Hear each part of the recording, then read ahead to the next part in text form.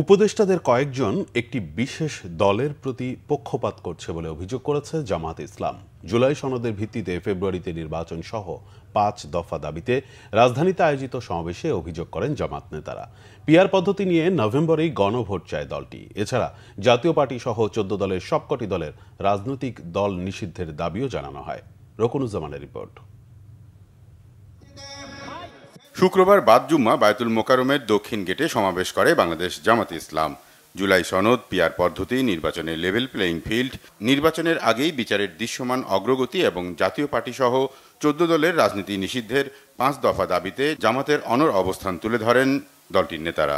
জুলাই সনদ বাস্তবায়ন আদেশ জারি করার আগে তার মধ্যে গণভোটের বিধানটাও আমাদেরকে এই পিআর প্রস্তাব ঢুকিয়ে গণভোটের সিদ্ধান্ত গ্রহণ করতে হবে। আমরা দাবি করব ফ্যাসিস্টের দোসর জাতীয় পার্টি সহ ১৪ দল মেনন ইনুরা ১৭টা বছর শেখ হাসিনাকে পাহারা দিয়ে রেখেছিল। তারা যদি পাহারা না দিতে এতদিন তারা টিকতে পারত না। সাজানো বানানো নির্বাচন তারা করতে পারত না। একই অপরাধী হওয়ার কারণে তাদেরও রাজনৈতিক কার্যক্রম নিষিদ্ধ করতে হবে।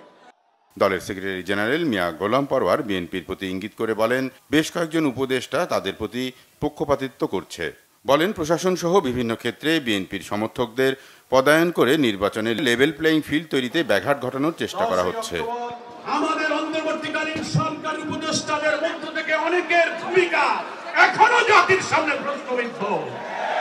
কোন বিশেষ দলের প্রতি দুর্বল হয়ে কারো চাপে মাথা নত করে প্রশাসনে কোন দলের পছন্দের লোককে বেছে বেছে পদায়ন করে নির্বাচনকে প্রভাবিত করার অপচেষ্টা অব্যাহত আছে।